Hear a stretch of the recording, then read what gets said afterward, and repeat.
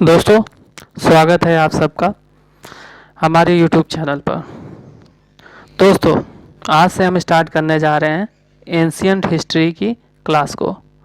ठीक है दोस्तों, तो आपसे मैं आशा करता हूं कि आप हमारी वीडियो को लाइक करेंगे, कमेंट करेंगे और सब्सक्राइब भी करेंगे।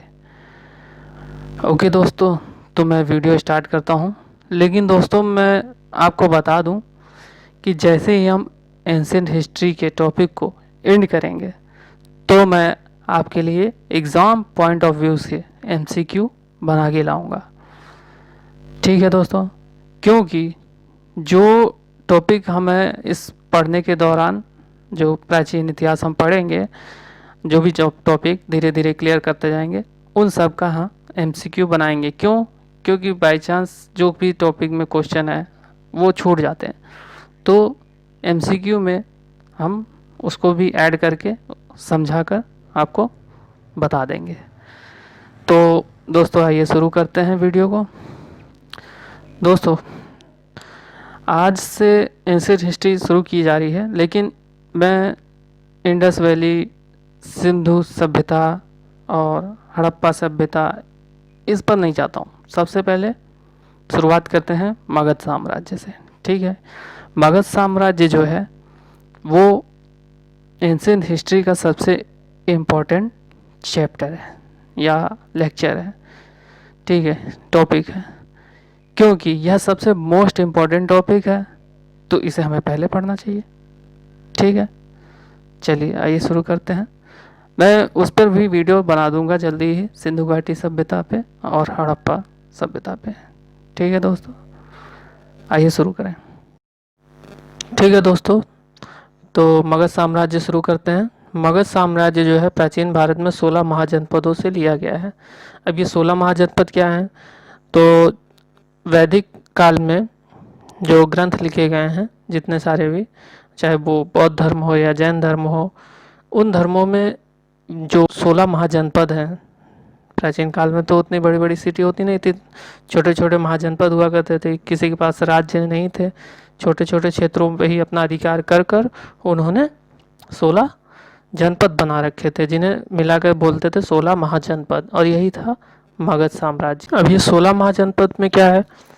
इसमें आता है अवंती, अश्मक, अंग, कंबोज, काशी, कुरु, कौशल, गंधार, चेदी, वज्जी, वत्स, पांचाल, मगध, मच्छ, मल, सूर, सारे जितने भी राज्य हैं ये भारत के ऊपरी हिस्से में है। यानी कि भारत का अगर क्षैतिज दिशा में बीचों बीच रेखा खींची जाए तो ऊपर के जितने भी हिस्से हैं वो सारे महाजनपदों में आते हैं। महाजनपद के बारे में तो बता ही दिया है। महाजनपदों का मुख्यतः जो है वो बौद्ध धर्म और जैन धर्म ग्रंथों में ही मिलेगा, और जो बौद्ध धर्म का ग्रंथ है अंगुत्तर निकाय, उसमें हमें महाजनपदों के बारे में वर्णन मिलता है, और जैन धर्म का जो भगवती है उसमें हमें महाजनपद के बारे में सूचना प्राप्त होती है।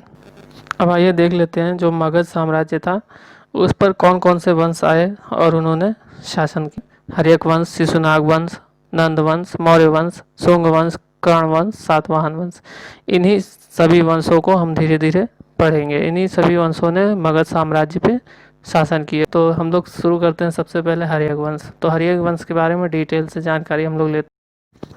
हर्यक वंश में सबसे पहले हम बिंबिसार को पढ़ेंगे, क्योंकि बिंबिसार ने ही हर्यक वंश की स्थापना की। बिंबिसार के पुत्र अजातशत्रु थे। अजातशत्रु के उदयन, और उदयन के 3 पुत्र थे, जिसमें से सबसे लास्ट वाला पुत्र नागदशक, जिसने कुछ वर्षों तक हर्यक वंश की नींव बचा के रखी, और इसी के बाद हर्यक वंश समाप्त हो जाता है।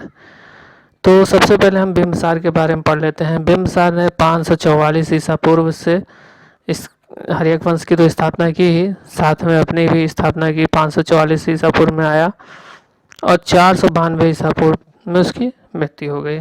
जैन साहित्य में बिंबिसार का नाम क्षणिक मिलता है।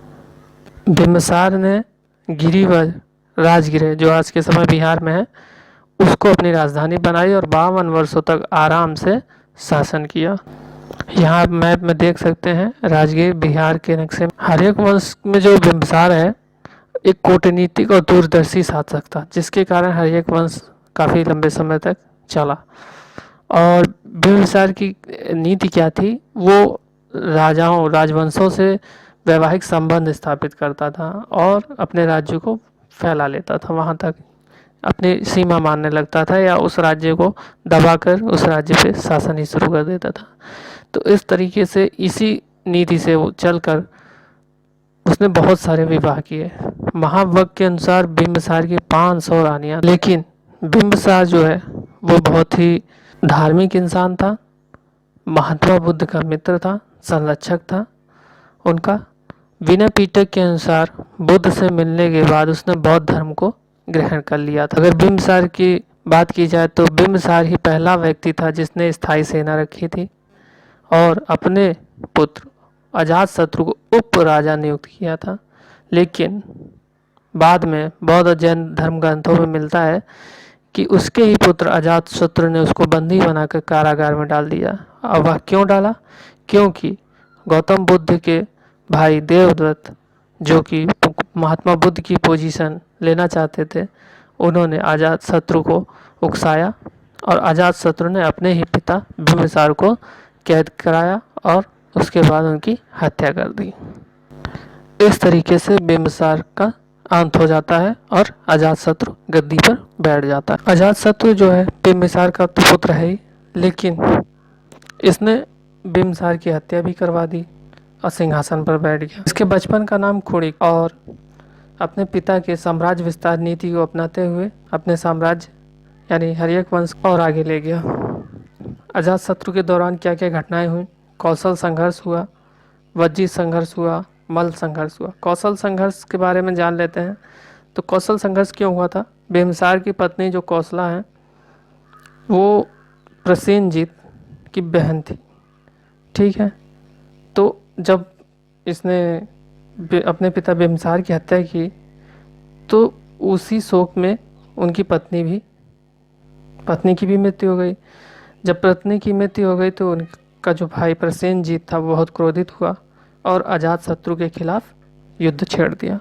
लेकिन अजातशत्रु बलवान था, उसने प्रसेनजीत को हरा दिया और उसके बाद प्रसेनजीत की पुत्री वजीरा से अपना विवाह कर लिया। वज्जी का संघर्ष भी चेलना बिंबिसार की पत्नी थी। बिंबिसार की तो बहुत सारी पत्नियां थी, सभी पर मतलब पिता या फिर उसके भाई सबने अजातशत्रु के खिलाफ युद्ध का ऐलान कर दिया था।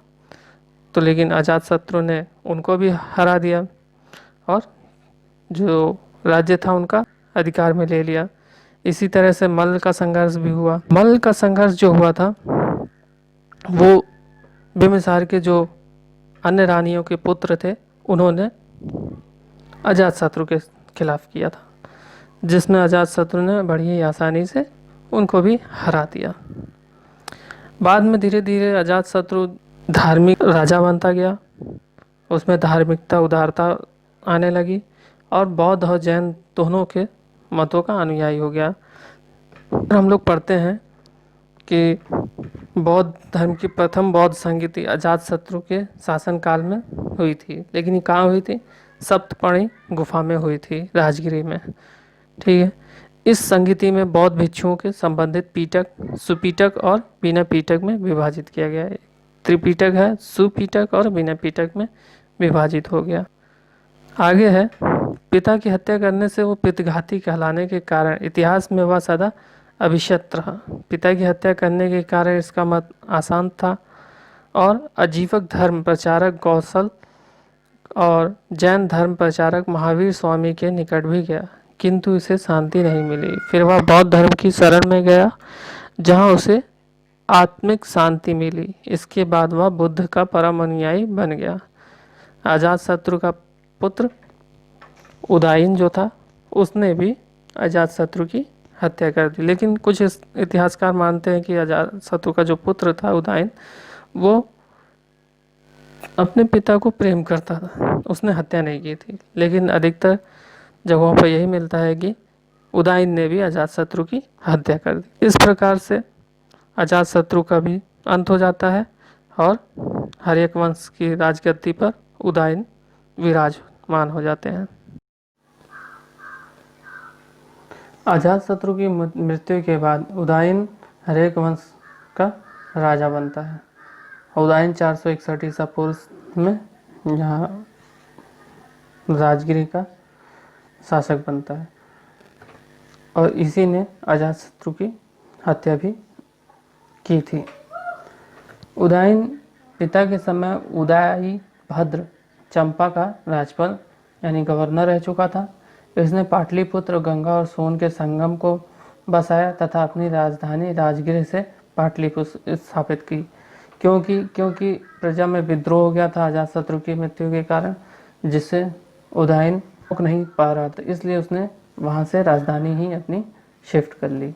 मगध के प्रतिद्वंदी राजा अवंती के द्वारा उदयन की हत्या कर दी। जब उदयन की हत्या हो गई तो कुछ समय बाद फिर हर्यक वंश के राजकुमार थे, यानी कि उदयन के पुत्र, जो 3 पुत्र थे, अनिरुद्ध, मंडक और नागदर्शक। इनमें से अनिरुद्ध और मंडक ने कुछ राज्यों पर अपना अधिकार जमाया और शासन किया। उसके बाद उनके तीसरे पुत्र कोशिश की और मगध पर पुनः शासन प्रारंभ किया, लेकिन इसके बावजूद भी राज्य में शिथिलता आ गई और अपने ही सेनापति के द्वारा मृत्यु के घाट उतार दिए गए। शासन तंत्र में शिथिलता के कारण व्यापक असंतोष जनता में फैला। राज विद्रोह कर उनका सेनापति शिशुनाग राजा बन गया। इस प्रकार हर्यक वंश का अंत और शिशुनाग वंश की स्थापना 412 ईसा पूर्व में हुई। आशा करता हूँ दोस्तों यह वीडियो आपको बहुत पसंद आई होगी। प्लीज़ वीडियो को लाइक करें, कमेंट करें और चैनल को सब्सक्राइब करें। धन्यवाद।